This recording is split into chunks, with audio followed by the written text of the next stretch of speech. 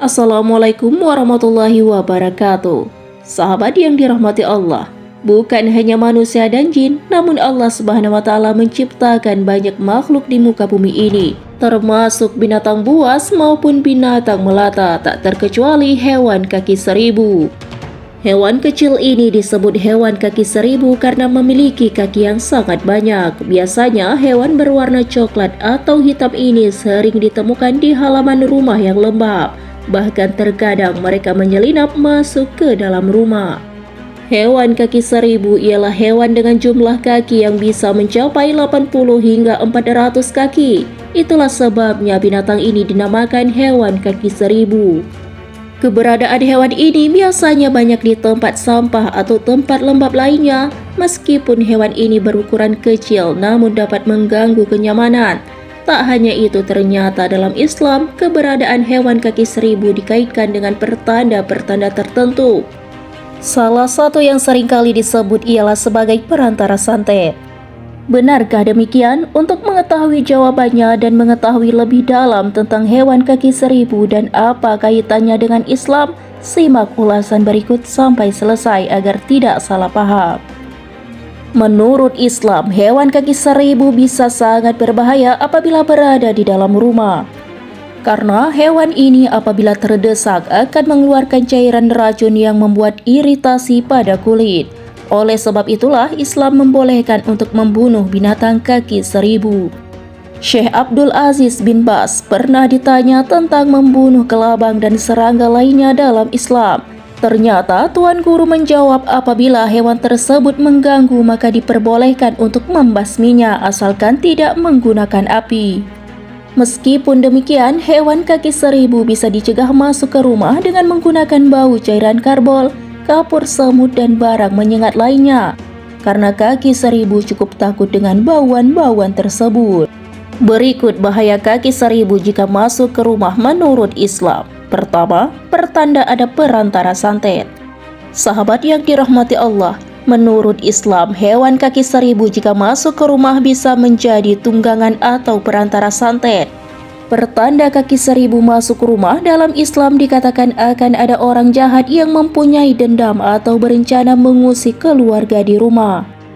Karenanya ketika kaki seribu berada di dalam rumah, penghuni yang berada di rumah tersebut akan merasakan banyak kejanggalan mulai dari merasa kepanasan dan hal lainnya.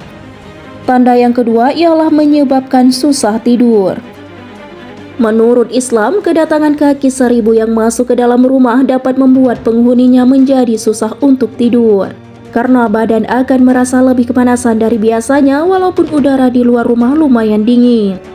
Apabila hal ini terjadi, sebaiknya segeralah mencari tahu dan mengusir kaki seribu ini dari rumah agar suasana kembali normal dan bisa lebih tenang untuk istirahat.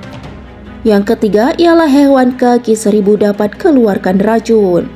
Walaupun kaki seribu tidak menggigit atau menyengat, namun hewan ini tetap beracun karena ketika merasa terancam, hewan ini akan mengeluarkan substansi beracun berupa hidroklorid dan hidrogen sianida.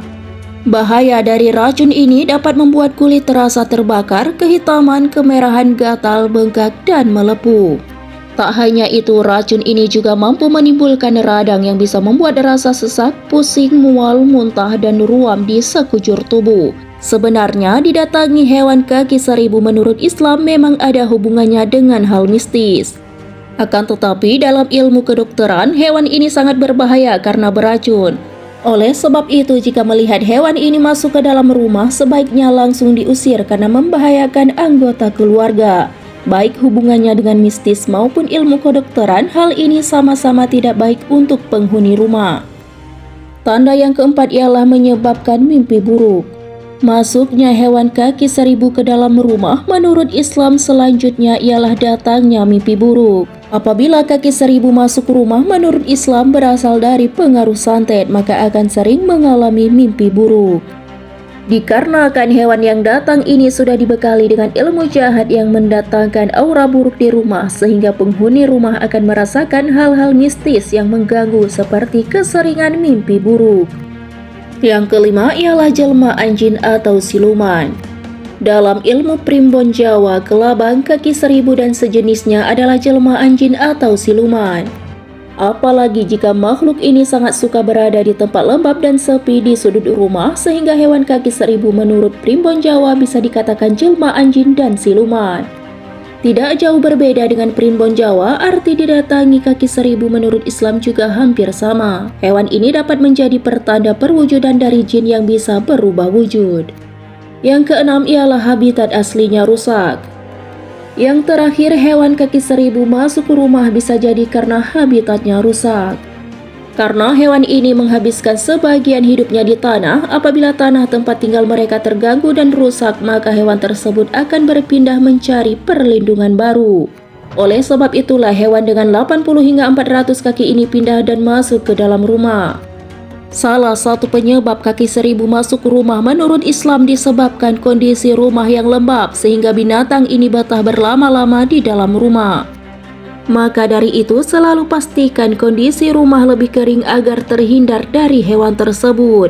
Selalu pastikan setiap ruangan di dalam rumah mendapat akses sinar matahari supaya hewan kaki seribu tidak berkembang biak. Hewan kaki seribu atau kelabang memang sangat menyukai area yang basah dan lembab. Oleh sebab itu, perhatikan setiap sudut di area rumah supaya tidak lembab sehingga menyebabkan datangnya binatang kaki seribu. Itulah tanda hewan kaki seribu masuk ke rumah menurut Islam yang berbahaya, bahkan perantara santet.